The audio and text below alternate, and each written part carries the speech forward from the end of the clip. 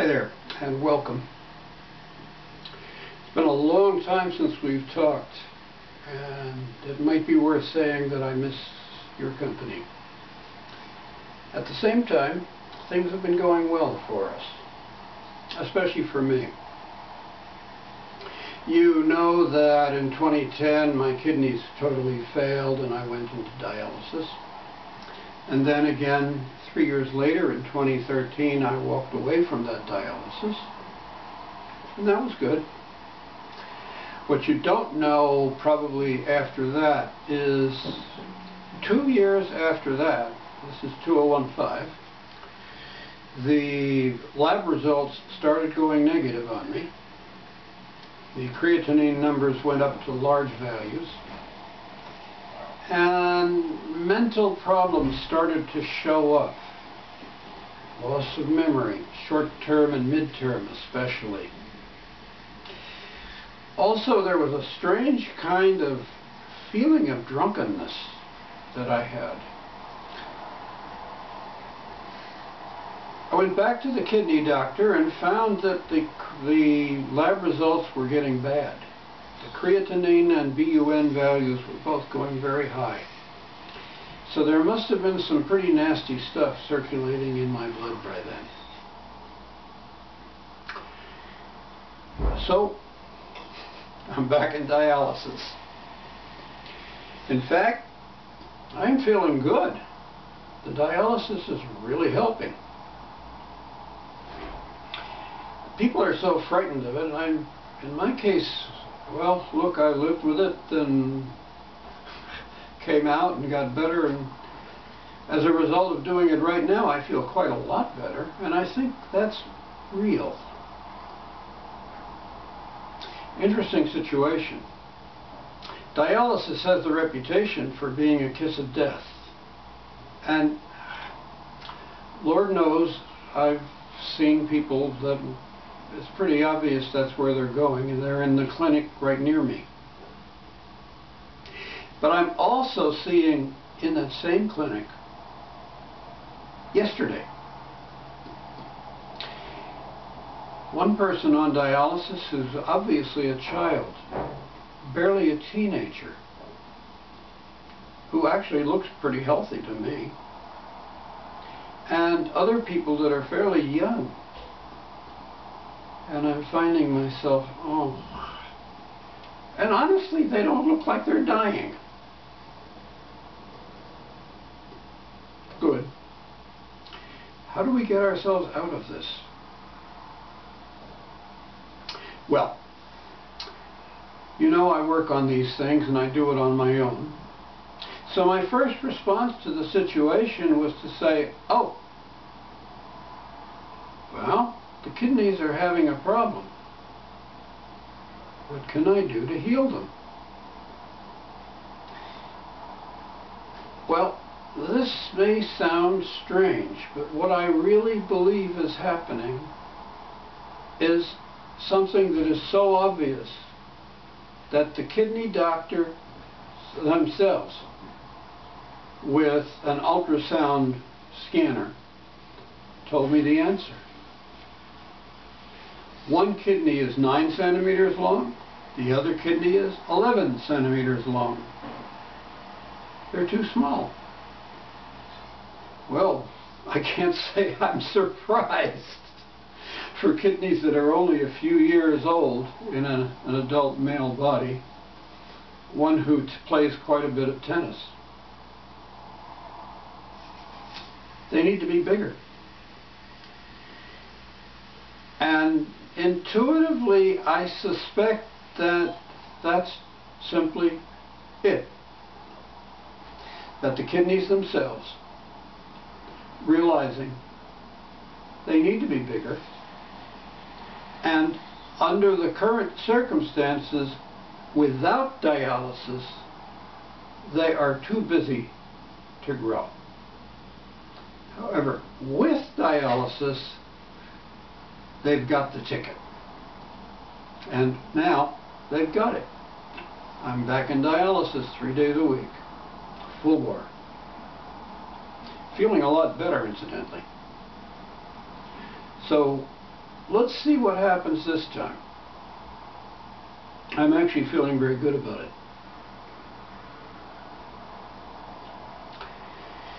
Life in a number of other ways is actually going quite well.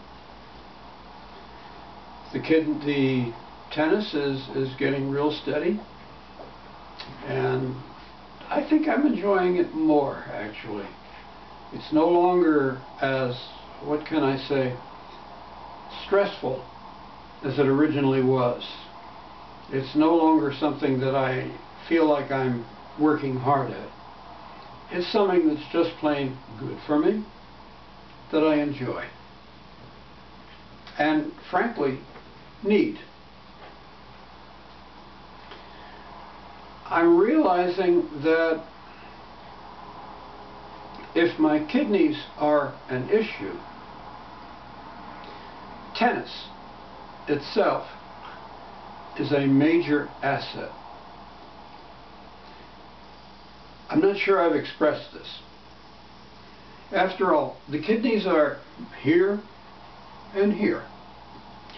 What produces circulation in them dramatically is rotation, like this. Or perhaps you might say, I'm hitting a ball, rotation like this. When I'm hitting a tennis ball, or the backhand goes the other way. In either case, this is producing circulation through the kidneys. That is a remarkable, very important healing for these kidneys. Just getting the flow through them with that twisting is dramatically helping with their healing. It never occurred to me that it was true, but since I've gotten into it, it really does seem to be helping, and I'm going to leave it at that.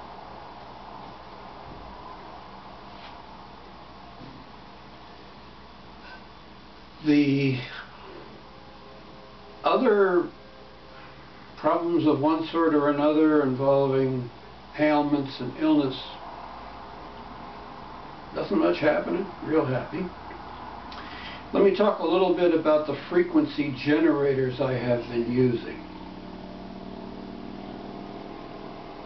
If you followed me for all of the 5 or 6 years I've been talking on YouTube, you know I started out with one of them and then decided 2 were good. Now if I look at the shelf behind the camera, there are 4 of them. What am I doing with 4 frequency generators? Well, first of all, it's easy enough to make them and they're not that expensive, so. But why? There are a number of reasons. There have been several cases in which it was apparently true, or at least I thought it was true, that there was a toxin. And generally 1 frequency was enough for that. But in many cases, when I go to the body and say there's a toxin, and it says yes, and I say, well, let's go to the work on it, and they say, we can't do it. I say, why not? And they say, because it's covered. Huh? Yeah, it's covered. Well, what do you mean? And it turns out that some parasites are literally covering it. Well, what can I do about that? The answer is coming down to, I hit 2 parasites with 2 generators, and then I go after the toxin that's hiding them, and I do it all at once.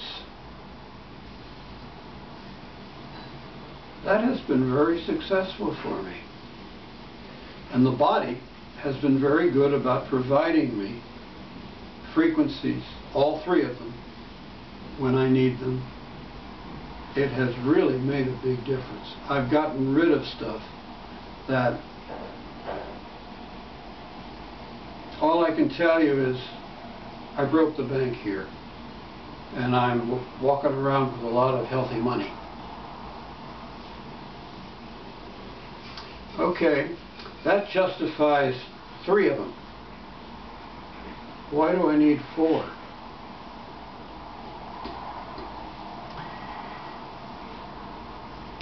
I have heard about mycoplasma. I have also heard about military biological weapons. And there is, in fact, one that's in public knowledge because it's been patented. Literally. It's called, I think it has incognitus, mycoplasma incognitus, something like that. Apparently designed to be incurable.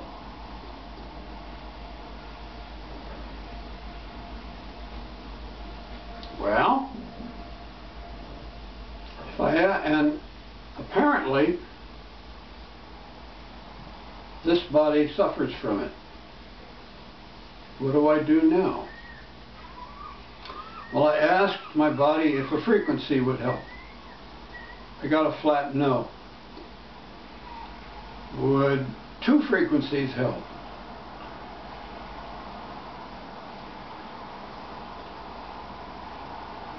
Yes, no. I mean, it's kind of ambiguous. What do I do with that? Would 3 frequencies help? Yes. What kind of an answer is that? So, all right, the answer is yes. But what?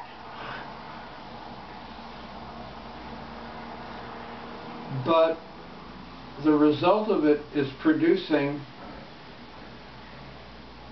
a very nasty, almost poisonous waste product that the kidneys can't get rid of.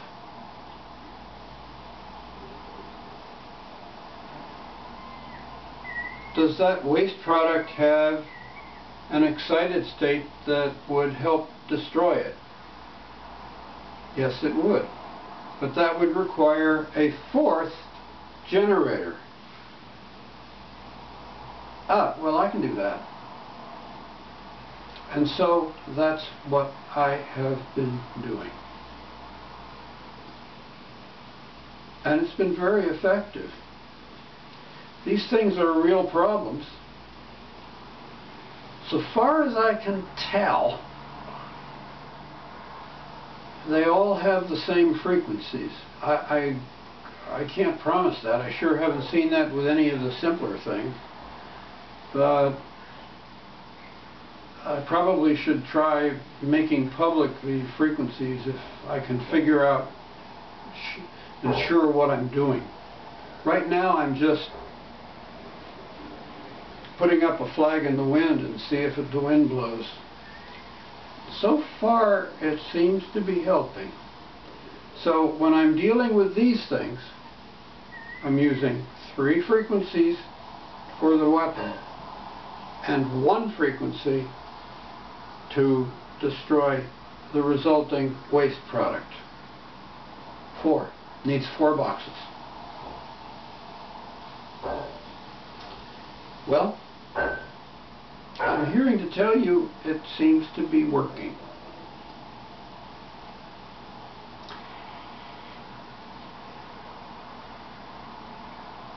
So what else is new? What else is new is I'm beginning to wonder about using those same boxes for plain old audio frequencies, which I could probably just generate with my computer when you come right down to it. There are some frequencies called solfegio that I've had no experience with. But I have a suspicion that for some reason they would be helpful, and I don't know why. At any rate, I'm going to start fooling with those things and see if they help. They're just plain audio frequencies in the 400, 500, 600, 800 hertz range. Nothing magic or even especially destructive about them. Let's see what happens. I'll let you know. Thanks. We'll talk later.